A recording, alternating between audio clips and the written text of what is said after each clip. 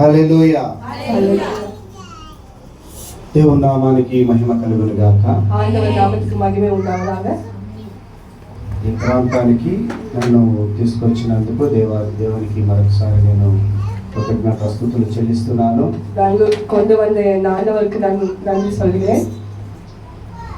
చాలా సంతోషంగా ఉంది మిమ్మల్ని అందరినీ ఇక్కడ చూడటం కూడా.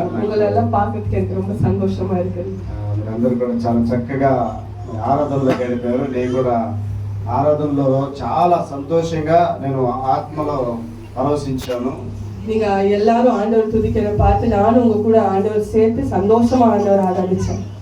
పాల్ కుమార్ గారు చాలా చక్కగా నడిపించారండి. ఆయన్ని చాలా అసలు నిజంగానే ఆయన ఆరాధన చేస్తుంటే దేవదూతలు వచ్చి ఇక్కడ మొత్తం ఇక్కడే ఉన్నట్టుగా பால் சாணவங்க ஆராதிக்கும் போது தேவ தூதர்களே கீழே இறங்கி வந்து ஆராதிக்கிற மாதிரி. ఆయన ఆరాధికుడు, పాస్టరు, మ్యూజిషియన్ అన్నీ ఉన్నాయి. ఇక్కడ ప్రజలను బట్టి కూడా చాలా సంతోషిస్తున్నాను. చక్కగా వాయించారు. நம்ம அங்கிளும் நல்ல மியூசிக் வாசிச்சாரு. வாசிப்போம், மியூசிக் வாசிக்கிறது எல்லாமே சேர்ந்து பால் சாணவங்க பண்றாங்க. అయ్యగారు చెప్పినట్లుగా నేను జనవరి 5వ తారీఖు కువైట్ నుంచి వచ్చాను. అయ్యా சொன்னபடி జనవరి మాసం 5వ తేదీకి నేను కువైట్ నుంచి బెంగళూరుకి వచ్చాను. మేము కువైట్ నుంచి ఇండియాకి రావడంతో మొట్టమొదటిగా తల్లిదండ్రుల దగ్గరికి వెళ్ళి, అక్కా చెల్లెల దగ్గరికి వెళ్ళి, అన్నాదమ్ముల దగ్గరికి వెళ్ళేసి సంతోషంగా వాళ్ళతో గడిపి తర్వాత పరిచర్యకి వెళ్ళాలి అనుకోలేదు.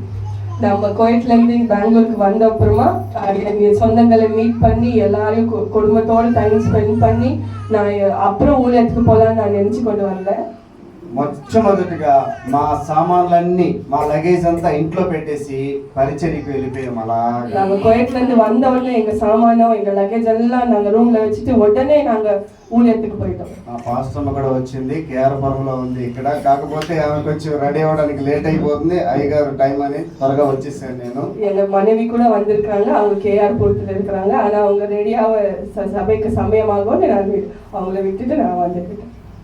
21 రోజు కారులోనే మేము అనేక ప్రాంతాలు చెప్పలేము, ఒక 10 జిల్లాల వరకు, ఆంధ్ర తెలంగాణ రెండు కూడా 10 జిల్లాల వరకు తిరిగి అన్ని ట్రైబల్ ఏరియాస్ లో తిరిగి వచ్చాం. 21 நாள் நாங்க 10 தேசத்துக்கு கடந்து போய் ஊழியத்தை செய்து கொண்டு வந்திருக்கிறோம். సునీల్ గారు మీకు పరిచయమే బాగా.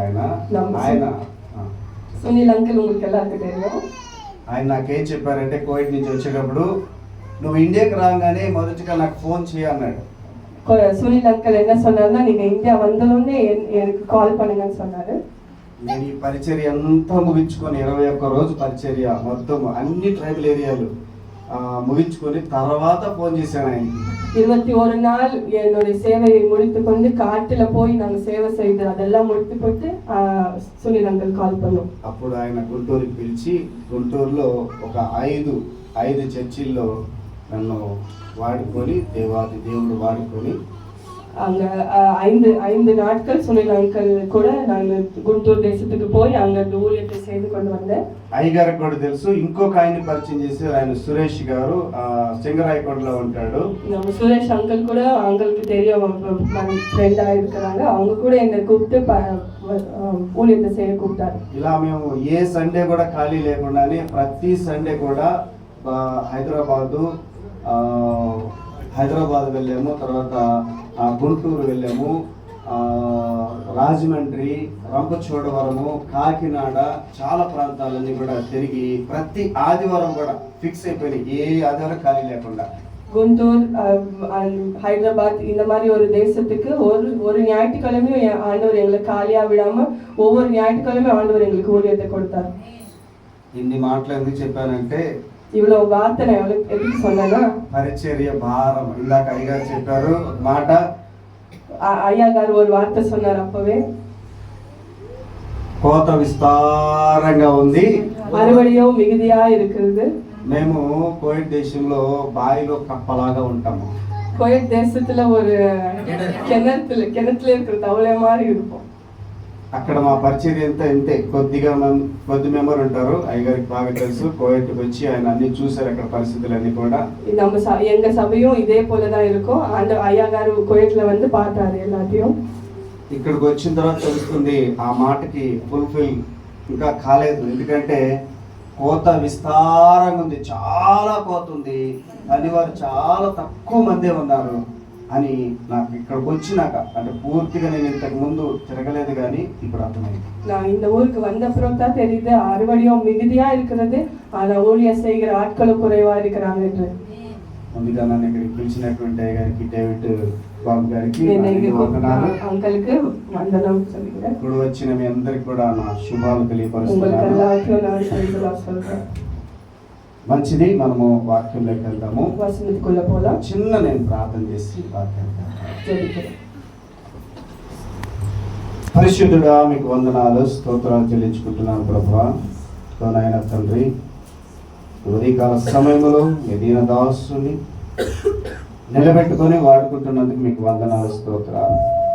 ఏమాత్రం అర్హుడి కాదు, అర్హత లేదు.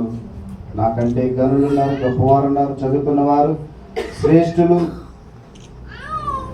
బైబిల్ జ్ఞానం ఉన్నటువంటి వారు ఈ లోకంలో ఎంతో మంది ఉన్నారు ప్రభువా. అయినప్పటికీ నాయన ఎందుకు పనికిరానటువంటి నీ నేను దాసుని నిలబెట్టుకొని ఇక్కడ వాడుకుంటున్నందుకు మీకు వందనాలు, స్తోత్రాలు చెల్లించుకుంటున్నాను. ఇప్పుడు వచ్చిన బిడ్డలందరినీ కూడా మీరు దర్శించండి. ఎవరికి ఏ ఆహారం కావాలో ఆత్మీయ ఆహారం విరిచి వడ్డించి మీరు వారికి అందించమని, నా మాటలు సొంత మాటలు కొట్టివేయండి, పరలోకమైన జ్ఞానంతోను పరిశుద్ధ ఆత్మతో ఈ మాటలు అందించమని యేసు పరిశుద్ధ నామములో వేడుకుంటున్నాం తండ్రి. ఆమేన్, ఆమేన్. దేవునికి మహిమ కలుగుగాక. మత్తయి సువార్త 5వ అధ్యాయము, మత్తయి எழுதின పుస్తకం 5వ అధ్యాయం 12, 13, 14 చదువుతున్నాము. 13, 14, 12, 13, 14 పడుతున్నాం. సంతోషించి ఆనందించుడి, పరలోకమందు మీ ఫలము అధికమగును. ఈలాగున వారు మీకు పూర్వమందుండి ప్రవర్తనను హింసించిరి. మీరు లోకమునకు ఉప్పై ఉన్నారు. ఉప్పు విస్తారమైతే అది దేని వలన సారము పొందును? అది బయట పారవేయబడి మనుషుల చేత చొక్కబడుటకే గాని మరి దేనికి పనికి రాదు. మీరు లోకమునకు వెలుగై ఉన్నారు. కొండ మీద నుండి పట్టణము మరుగై ఉండనేరదు. చాలు చాలు, దేవునికి మహిమ కలుగును గాక. ఆ తర్వాత కూడా 15వ వచనం కూడా చదువుతాము. మనుష్యులు దీపమును వెలిగించి కొంచెము క్రింద పెట్టరు, కానీ అది ఇంట ఉండు వారందరికీ వెలుగునిచ్చుటకై దీపస్తంభం మీదనే పెట్టుదురు. చాలండి. ఇక్కడ మనము ఉప్పు గురించి మాట్లాడుకుంటున్నాం. ఉప్పు అనేది ఇక్కడ వస్తుంది కదా మనకు. హల్లెలూయా, హల్లెలూయా. இன்னைக்கு நம்ம உப்பு குறித்து நம்ம பார்க்க போகிறோம். உப்பு எல்லாருக்கும் தெரியுமா? హల్లెలూయా, హల్లెలూయా. ఎంతమంది ఉప్పులాగా ఉన్నారు? எவ்வளவு பேர் உப்பு மாதிரி இருக்கிறீங்க இன்னைக்கு? ఉప్పు అంటే అందరికి, స్త్రీలకైతే బాగా తెలుసు. ఉప్పు గురించి వాళ్ళు పొద్దున లేస్తే దాంతోనే స్నానం చేస్తారు. பெண்களுக்கெல்லாம் தெரியும், உப்பு கூட தான் நம்மள సంసారం. ఎందుకంటే వాళ్ళు ఏది చేయాలన్నా కూడా ముందు ఉప్పును చూసుకుంటారు, ఎక్కడ ఉందా లేదా అని. హల్లెలూయా, హల్లెలూయా. ఏది సమాచారం நம்ம ఉప్పు இருக்குதான்னு ఫస్ట్ பார்த்துக்கொள்வோம். అలాగే ఆ ఉప్పు యొక్క విలువ, దాని యొక్క దాన్ని ఎప్పుడు ఎక్కడ వాడాలో కూడా వాళ్ళకి బాగా తెలుసు. ఉప్పు ఎంగ పోడணும், அதோட தன்மை எப்படி உபயோகிக்கணும்னு உங்களுக்கு எல்லாருக்கும் தெரியும். హల్లెలూయా, హల్లెలూయా. మీకు కొంచెం ఇబ్బందిగా ఉందా Telugu Tamil translation? No problem. No problem. Hallelujah. Hallelujah. కొంచెం నేను సాక్ష్యాన్ని పంచుకుంటాను, తర్వాత వాక్యాన్ని కూడా పంచుకుంటాను. என்னோட சாட்சியும் அப்புறம் வசனத்தையும் நான் சேர்த்து சொல்லுவேன். ఎంతమందికి వాక్యమే కావాలనే వాళ్ళు చేతులెత్తండి. எத்தனை பேருக்கு வெறும் வசனம் வேணும்னு கைகளை தூக்குங்க. రెండు కావాలి. దేవునికి మహిమ. ஆமென். సిస్టర్ పాపం ఎత్తింది కానీ ఆవిడకి తెలియలే, అంటే చెప్పింది తెలియలేదు. நம்ம செல்வி ஆண்டி கையை தூக்கிட்டாங்க, அப்புறம் அவங்களுக்கு தெரியல. మంచిది. నేను ఇక్కడ 8 సంవత్సరాలు ఉన్నాను. ఇక్కడ ఈ యొక్క బెంగళూరు పట్టణంలో 8 సంవత్సరాలు ఉన్నాను. இன்னைக்கு இந்த பெங்களூர் பட்டணத்துல 8 வருஷமா நான் இருந்தேன். కేఆర్పురం, కోరమంగళ, కేఆర్పురం, కోరమంగళ, దొడ్డబొమ్మసంద్ర, దొడ్డబొమ్మసంద్ర ఈ 3 ప్రాంతాలలో ఉన్నాను నేను. இந்த 3 పట్టణத்துல நான் இருந்தேன், பகுதியில நான் இருந்தேன். కోరమంగళలో టాటా డొకోమోలో టీఎల్ గా టీమ్ లీడర్ గా పనిచేస్తూ ఉన్నాను. టాటా డొకోమో என்ற కంపెనీలో టీఎల్ గా நான் வேலை செஞ்சேன். నేను బీటెక్ ఇంజనీరింగ్ చేశాను. ఇంజనీరింగ్ బీటెక్ படிச்சேன். అయితే నేను ఒక అన్ని కుటుంబానికి చెందినటువంటి వాడిని. నేను క్రిస్టియన్ కాదు, మా ఫ్యామిలీ కూడా క్రిస్టియన్స్ లేరు, మా వైఫ్ ఫ్యామిలీ కూడా క్రిస్టియన్స్ కాదు. ఆల్రెడీ బ్రదర్ చెప్పారు, ఆమె ముస్లిం. நான் ஒரு அந்நிய குடும்பமா இருந்தேன், ஆண்டவரை தெரிந்து கொள்ளாத குடும்பமா இருந்தேன். என் மனைவியும் நானும், என் மனைவி முஸ்லீமா இருந்தாங்க, நானும் அந்நிய ஆண்டவரை தொழுது கொண்டு இருந்தேன். ఇద్దరము ఆంధ్ర ప్రాంతంలో కాబట్టి అక్కడ ఒకటయ్యాము. ఇద్దరము ఒకటైన తర్వాత ఉద్యోగ రీత్యా హైదరాబాద్లోను, పూణేలోను, బాంబేలోను, ఈ టాటాలోనే TCLలో నేను జాబ్ చేస్తూ చివరిగా ట్రాన్స్ఫర్ అయ్యి ఇక్కడికి వచ్చాను హైదరాబాద్. హైదరాబాద్ல இருந்து ట్రాన్స్ఫర్ అయ్యి நான் பெங்களூருக்கு வந்தேன். మా ఇద్దరికి ఒక ఒప్పందం. எங்க 2 பேருக்கும் ஒரு ఒప్పందం. ఆమె ముస్లిం అయినప్పటికీ 20 సంవత్సరాల క్రితమే, ఆమె చిన్నప్పుడే 16 సంవత్సరముల వయసు ఉన్నప్పుడే ఆమె యేసుక్రీస్తుని అంగీకరించింది. ஆமென். என் மனைவியானவங்க 16 வயசுலயே ஆண்டவரை தெரிந்து கொண்டாங்க. అంటే ఆమె ముస్లిం అయినప్పటికీ క్రిస్టియన్ గా నాకు పరిచయం అయింది. ఆమె அவங்க முஸ்லீமா இருந்தாங்க, ஆனா எனக்கு கிறிஸ்டியனா அவங்க పరిచయం ஆனாங்க. నేను హిందూగానే ఉన్నాను. நான் ஹிந்துவாவே இருந்தேன். ఇద్దరం ఒక ఒప్పందము. 2 பேரும் ஒரு தீர்மானம். నువ్వు గుడికెళ్ళు, நீ சர்ச்சுக்கு போ, నేను గుడికి వెళ్తా, நானும் என் சர்ச்சுக்கு போ, என்னோட ஆலயத்துக்கு போறேன். అలాగ ఒప్పందం చేసుకొని మ్యారేజ్ చేసుకున్నాము. அந்த மாதிரி ஒரு முடிவெடுத்து திருமணம் செய்து கொண்டோம். ఆ తర్వాత ఇద్దరము, ఆమె చర్చికి పోతుంది, ఇలా ఆదివారం వస్తే என் மனைவியானவங்க ஞாயிற்றுக்கிழமை வந்தா சர்ச்சுக்கு போவாங்க. ఆ మంచిగా భక్తిలో ఉంటుంది, நல்ல విశ్వాసத்தோடு இருப்பாங்க. నేను మాత్రం లోకంలో ఉన్నాను. நானும் உலக பிரகாரமான காரியத்துல ఎందుకంటే హిందువులు కదా, హిందువులు ఉన్నప్పుడు బాగా లోకం ఉంటది. హల్లెలూయా. హిందువా இருக்கிறப்போ உலக பிரகாரமான காரியத்துக்கு நம்ம இருப்போம். ఎందుకు లోకం అంటే నేను రోజుకి 2 సినిమాలు చూస్తాను ఖచ్చితంగా, ఒకటి కూడా వదిలిపెట్టను. ஒரு நாளைக்கு 2 சினிமாவை பார்ப்பேன், ஒன்னு விட்டு வைக்க மாட்டேன். 2 సినిమాలు పూర్తి చేసుకొని 2 மூவியை பார்த்துட்டு தான் ఇంట్లో కూర్చొని ఉంటా నేను. வீட்டுல இருப்பேன். ఆమె చక్కగా ఆరాధన చేసుకొని, என் மனைவி அவங்க நல்ல ஆராதனை பண்ணிட்டு నేను వచ్చే లోపల, ఆమె ఇంటికి వచ్చే లోపల நான் அவங்க வீட்டு வரதுக்குள்ள నేను ఆ సినిమాలు చూసిన ప్రభావం అంతా, ఆ సైతాన్ అంతా నాలోకి వచ్చేసి ఉంటుంది. సినిమాలో பார்த்த ஒவ்வொரு சீனும் எனக்குள்ள வந்துரும். అప్పుడు నేను ఆ సినిమాలో హీరో, నేను அந்த சினிமால வர ஹீரோ மாதிரியே நான் இருப்பேன். వస్తానే అన్నం చేయాల, కూర చేయాల, పప్పు ఏది, అదేది, ఇదేది అని ప్రశ్నలు.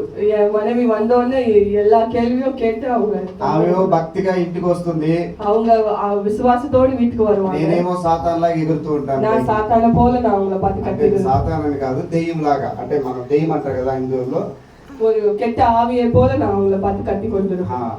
ఒకసారి అలాగే ఎగిరి அந்த மாதிரி அவங்களுக்கு கத்தி, మనం హెల్మెట్ పెట్టుకుంటాం కదా, బాగా స్ట్రాంగ్ గా, మంచిది కంపెనీ, ఇది అసలు మామూలు కాదు, కంపెనీ హెల్మెట్ ఉంటుంది కదా, ఆ హెల్మెట్ తీసుకొని అన్నము సరిగా ఉడకలేదని చెప్పేసి హెల్మెట్ తో లాగి ఒకటి కొట్టాను.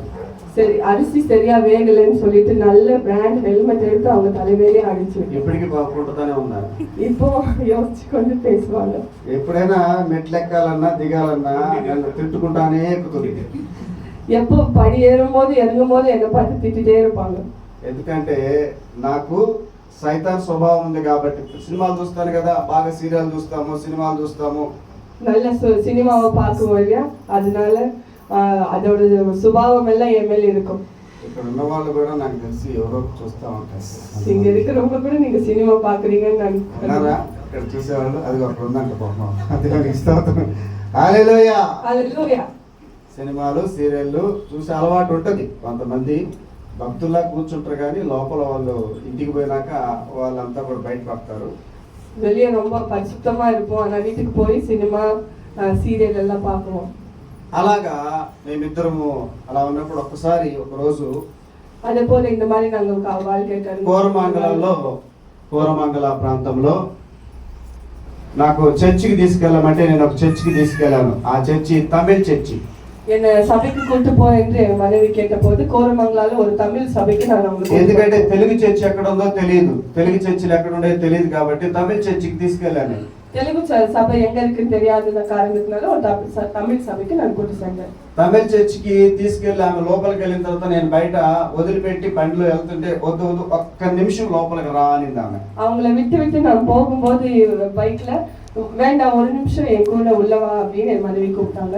లోపలికి పోగానే ఆ సేవకుడు నన్ను గుర్తుపెట్టాడు. அது உள்ள போகும்போதே அந்த சபை ఏం గుర్తుపెట్టాడంటే ఇతను విశ్వాసి కాదు అని. அந்த సభை தலைவர் என்னை பார்த்து இவங்க விசுவாசி இல்லைன்னு எனக்கு கண்டுபிடிச்சிருக்காங்க. ఆ పాస్టర్ నేరుగా నా దగ్గరికి వచ్చాడు. அந்த பாஸ்டர் என்னை நோக்கி வந்தாரு. నీకు ఒక బైబిల్ ఇస్తాను అన్నాడు. உங்களுக்கு ஒரு பைபிளை கொடுக்குறேன் அப்படின்னு சொன்னாங்க. నేను తప్పించుకోవడానికి நான் தப்பிச்சுக்கொள்ள காரணத்துக்காக నేను తెలుగు అని చెప్పాను. நான் தெலுங்கு அப்படின்னு நான் சொல்லிவிட்டேன். ఆయన ఒక్క నిమిషం ఉండు అన్నాడు. அவங்க பாஸ்டர் அவங்க ஒரு நிமிஷம் இது வரேன் அப்படின்னு சொன்னாங்க. లోపలికి పోయి ఒక బైబిల్ పట్టుకొని వచ్చాడు. உள்ள போய் மறுபடியும் ஒரு பைபிள் எடுத்துட்டு வந்தாரு. అది తెలుగు బైబిలే. అది తెలుగు బైబిల్ எடுத்துட்டு வந்தாரு. దేవునికి స్తోత్రం చెప్పండి అందరూ. హల్లెలూయా. హల్లెలూయా. ఆ బైబిల్ ఇదే. அந்த బైబిల్ இதுதான். స్తోత్రం. స్తోత్రం. ఆ బైబిల్ తీసుకొని அந்த బైబిల్ எடுத்துக்கொண்டு ఆమెకి ఇచ్చేసాను. என் மனைவிக்கு கொடுத்துட்டேன். నేను వెళ్ళిపోయా. நான் வீட்டுக்கு போயிட்டேன். ఆమె చెప్పింది ఒక్క నిమిషం కదా, ఒక్క నిమిషం అయిపోయింది వెళ్ళిపోయాను. என் மனைவி ஒரு நிமிஷத்துல வர சொன்னாங்க, அதனால ஒரு நிமிஷம் வந்து நான் போய்விட்டேன். వెళ్ళిపోయాను. வீட்டுக்கு போய்விட்டேன். వెళ్ళిపోయి నా పని అదే కదా, సినిమాలు చూడటము, సీరియల్ చూడటము, ఇంకా ఎంజాయ్మెంట్ చూడటం చూసుకుంటా ఉన్నాను. అదే కార్యத்தை நான் பின்தொடர்ந்து సినిమా பார்த்துக்கொண்டு ఈ బైబిల్ తీసి పక్కన పెట్టింది. ఆమె కూడా తీసుకొచ్చి ఒక జాగ్రత్త పెట్టింది. அந்த பைபிளை வாங்கிக்கொண்டு என் மனைவி ஒரு ஓரமா 2015వ సంవత్సరంలో 2017 வருஷத்துல 2015 வருஷத்துல 31st డిసెంబర్ కి మనం అంతా ప్రేయర్ చేస్తాం కదా, all night prayer. December 31st all night prayer இருக்கும் இல்லையா? అప్పటికి మేము కోరమంగళ నుంచి కేరపురము ట్రాన్స్ఫర్ అయిపోయి అక్కడికి, అంటే మేమే వెళ్ళాము అనమాట. ఆ ప్రాంతంలో తెలిసిన వాళ్ళు ఉంటారని అక్కడికి వెళ్ళాము. அந்த கோரமங்கலாக்கு ட்ரான்ஸ்ஃபர் ஆகி போய் அங்க தெரிஞ்சவங்க இருக்கிறாங்க, நாங்க போய்விட்டோம். అక్కడికి వెళ్ళి అక్కడ ఆ 31st నైట్ ఆమె ప్రేయర్ లో గడపాలి కాబట్టి ఒక చర్చ్ ఎదుగుతున్నా నేను. அவங்க 31st நைட் சபைக்கு போகணும்னு சொல்லி கோரமங்கலால ஒரு சபையை தேடிக்கொண்டிருந்தேன். అయ్యగారికి తెలుసు ఒక పెద్ద చర్చ్, సిఎస్ఐ చర్చ్ ఉంటుంది అక్కడ. ஒரு சிஎஸ்ஐ சர்ச் இருக்கு கோரமங்கலால, ஐயாగారికి தெரியும். ఆ సిఎస్ఐ చర్చ్ మాత్రమే నాకు తెలిసింది పెద్ద చర్చ్ కదా అని. அது ஒரே ஒரு சிஎஸ்ஐ சர்ச் தான் எனக்கு தெரியும், ஆனா பெருசா இருக்குது. ఆ చర్చికి బైక్ మీద తీసుకోబోతూ ఉన్నాను. அந்த சர்ச்சுக்கு பைக்ல கொண்டு போயிட்டு வந்திருந்தேன். కొంచెం దూరం పోయిన తర్వాత கொஞ்சம் தூரம் போன அப்புறமா ఆగు ఆగు అనింది ఆమె. நிறுத்து என் மனைவி சொன்னாங்க. ఎందుకు అన్నాను. ఎదుకు அப்படின்னு. ఆగు అనింది. நிறுத்து அப்படின்னு ఆపా. நிறுத்தினேன். ఆ తర్వాత ఒక స్త్రీ, ఒక ఆమె చేతిలో సియోను గీతాలు అనే పుస్తకం కనిపించింది. సీయోను గీతం அப்படின்னு ஒரு అమ్మ கையில எனக்கு ஒரு పుస్తకం. అందుకు ఆపమనింది ఆమె అక్కడ. அதுக்கு என்ன நிறுத்து அப்படின்னு மனைவி சொன்னாங்க. ఆ తర్వాత నువ్వు ఆగు అని చెప్పేసి ఆమెను వెంబడించింది. ఈ సియోను గీతాలు ఎక్కడికి తీసుకెళ్తున్నారు అని ఆమెను వెంబడించింది. அந்த సియోన్ పుస్తకத்தை பார்த்து அவங்க மனைவி அந்த ஸ்திரியை பின்பற்றினாங்க. ఎక్కడికి పోయిందంటే ఆమె నేరుగా ఒక చర్చిలోకి వెళ్ళిపోయింది. அவங்க நேரா ஒரு సభைకి పోయినారు. అదే స్వామి డానియల్ గారి చర్చి. అదే స్వామి డానియల్ పాస్టర్ గారి చర్చ్. హల్లెలూయా. హల్లెలూయా. సరే అయిపోయింది. ఆమె తెలుగు చర్చి దొరికింది, దేవునికి స్తోత్రం. அவங்களுக்கு தெலுங்கு சபைக்கு வச்சிருந்தது அதுக்கு ஸ்தோத்திரம். నేను వెళ్ళిపోయాను మళ్ళీ. நான் வீட்டுக்கு போயிட்டேன். ఆమె తర్వాత ఇంటికి వచ్చిన తర్వాత నాకు ఒక మాట చెప్పింది. வீட்டுக்கு வந்த அப்புறமா எனக்கு ஒரு வார்த்தை சொன்னாங்க. ఆ సియోను గీతాలు తీసుకెళ్ళినటువంటి ఆమె తర్వాత కనపడలేదంటే ఎతికినా కూడా ఆ మందిరంలో. அந்த சீயோன் புத்தகத்தை வைத்து கொண்டு ஸ்திரீ அதுக்கப்புறமா அவங்க எங்க போய் ఉన్నాங்கன்னு அவங்க மனைவிக்கு தெரியவில்லை. కనిపించనే లేదు. హల్లెలూయా. எங்க போனாங்கன்னு அவங்களுக்கு தெரியவில்லை. ఆమె ఆ మాట చెప్పిన తర్వాత నువ్వు సరిగ్గా చూసి ఉండవలే అని చెప్పాను నేను. அவங்க அந்த வார்த்தையை சொன்னப்புறம் நான் நீ சரியா பார்க்கல அப்படின்னு நான் சொல்லிட்டேன். తర్వాత నెక్స్ట్ జనవరిలో ఒక చిన్న మీటింగ్ పెడితే నన్ను పిలిచారు. ఇంకొకసారి వచ్చి ప్రార్థన చేయించుకోబో అట్లా నెత్తి మీద అని చెప్పాను. ஜனவரி மாசத்துல இன்னும் ஒரு வாட்டி ஒரு ஜபித்து கொண்டு போன்னு என் மனைவி என்னை கூப்பிட்டாங்க. నేను లోపలికి వెళ్ళాను. అక్కడ పరిశుద్ధాత్మ యొక్క పరిశుద్ధాత్మ అగ్ని అభిషేకం జరుగుతూ ఉంది అక్కడ. நான் உள்ள போனோன்னு பரிசுத்த ஆவியானவருடைய అభిషేకం அங்க వల్లమయ్య పట్టి కొన్నది. అయ్యగారు కూడా తెలుసుకుంటా, ఎడ్విన్ గారు ఊటీ నుంచి ఎడ్విన్ గారు వచ్చినారు. ఎడ్విన్ గారు తర్వాత నెహమ్యా పాస్టర్ వాళ్ళిద్దరు వచ్చి ఉన్నారు.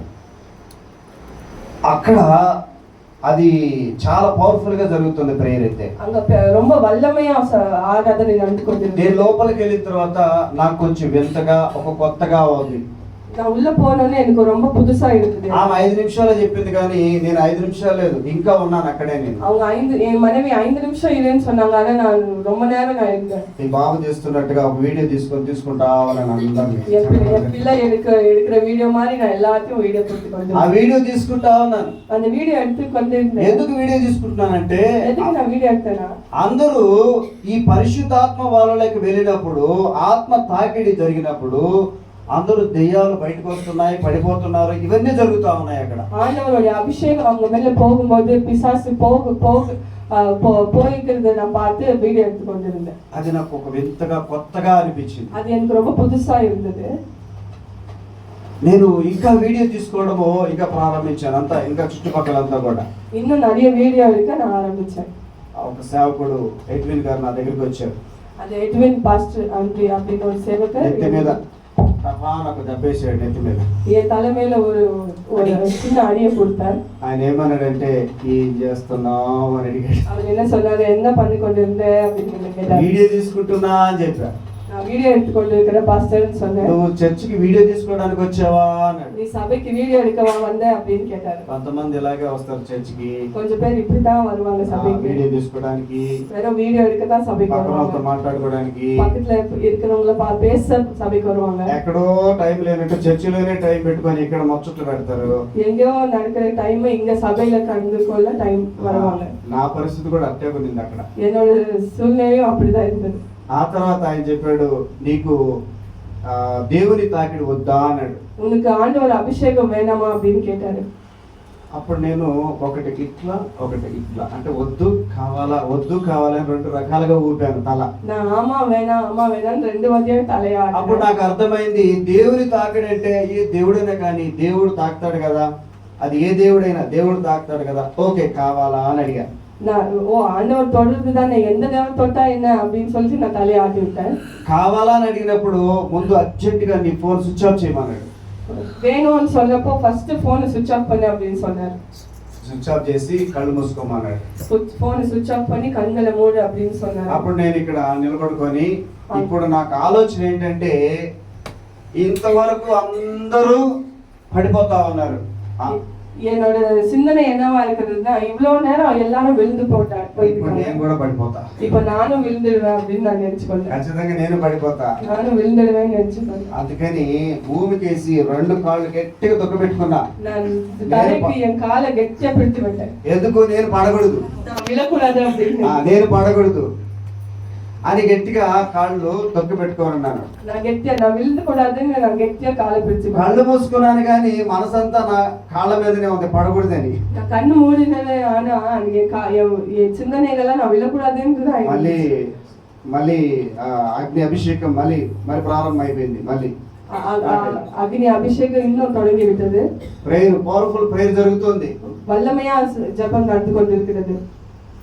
ప్రేయర్ జరుగుతుంది, కళ్ళు మూసుకొని వచ్చేపు నేను అలా అనుకుంటూనే కాళ్ళు పెట్టుకున్నాను కదా. ಅದೇ ನಾನು ನೆನ್ಚ ಪರಿಯ ನಾನು ಕಾಲಿಗೆ ಎತ್ತೆ ಬಿಡ್ತು ಬಿಟ್ಟಲ್ಲ. ఎప్పుడు పడిపోయారో నాకే తెలీదు, వెనకాలకి తోపాలు పడిపోయినాయి కనుక. எப்போ விழுந்தனோ தெரியல, ஆனா பின்னாடி நான் ஜோரா விழுந்து விட்டேன். అప్పుడు అర్థమైంది నాకు, ఇక్కడ ఏదో ఒక శక్తి ఉంది. அப்ப புரிஞ்சுது எனக்கு இன்னைக்கு హల్లెలూయా చెప్దామా? హల్లెలూయా. அங்க ஒரு பெரிய வல்லமை இருந்து நான் உணர்ந்தேன். అప్పుడు నాకు ఒక ప్రశ్న. அப்ப எனக்குள்ள ஒரு கேள்வி. నేను షిరిడీకి 3 సార్లు వెళ్ళా. షిరిడీకి 3 సార్లు వెళ్ళా, 3 టైమ్స్. షిరిడీకి 3 వాటి పోయినా. తిరుమలకి లెక్కలేదు. తిరుపతికి పోయేది ఎవరీ 6 మంత్స్ కి 6 నెలలకు ఒకసారి పోతాను. మొత్తము గుండు అన్ని కుట్టించుకోవడము, నిలువు దోపిడీ ఇలాంటివి ఉంటాయి కదా, అన్ని చేసేవాళ్ళం. 6 మాసத்துக்கு ஒரு வாட்டி மொட்டை அடிச்சுப்பேன், எல்லாம் போட்டுக்கொள்வேன். చాలా గుడులకు వెళ్ళా నేను, நிறைய கோயிலுக்கு போனேன். కానీ ఇలాంటి అనుభూతి ఎక్కడా కలగలా నాకు. ஆனா இது போல ஒரு அனுபவம் நான் எந்த கோயிலும் ఇలా ఎప్పుడు జరగలా నాకు. இத மாதிரி எப்பவும் எனக்கு ఇక్కడ அனுபவம். ఏదో ఒక శక్తి ఉంది, இங்க ஏதோ ஒரு வல்லமை, ఇక్కడ ఏదో ఒక పవర్ఫుల్ శక్తి ఉంది, இங்க ఏదో ஒரு వల్లமை இருக்கு. అదేదో తెలుసుకోవాలి నేను. அது என்ன என்று நான் தெரிந்து ఇప్పటి వరకు ఆమె నన్ను రమ్మనింది ఒక 5 నిమిషాలు కానీ, எப்போ என்ன மனைவி ఇప్పుడు నా ఆలోచన అంతా తెలుసుకోవాలని ఆలోచన పడిపోయింది నాకు. இப்போ என் சிந்தனை எல்லாம் தெரிஞ்சு ఏదో తెలుసుకోవాలి, ఇక్కడ ఒక పవర్ఫుల్, அங்க எது தெரிஞ்சுக்கணும், అదేదో శక్తి ఉంది తెలుసుకోవాలి. அது என்ன சக்தின்னு தெரிஞ்சுக்கணும்னு நான் விரும்புறேன். సేవకుడి దగ్గరికి వెళ్ళాను. அந்த பாஸ்டர் ஐயா கிட்ட போனேன். అయ్యా, ஐயா, వీరందరూ క్రిస్టియన్స్, இவங்க எல்லாரும் கிறிஸ்டியனா இருக்காங்க, వీరందరూ దేవుని నమ్ముకున్న వాళ్ళు, இவங்க எல்லாம் ఆండவர் தெரிந்து వీళ్ళందరూ கொண்டாங்க. పడిపోయారంటే దానికి అర్థం ఉంది. இவங்க ஆண்டவர் தெரிந்து கொண்டனால அவங்க விழுந்து నేను ఎందుకు விட்டாங்க. పడిపోయాను, ஆனா நான் எதுக்கு விழுந்தாயா, నేను ఎందుకు పడ్డాను நான் ఎదుకు విలుందాయా అని అడిగా ఆయన్ని.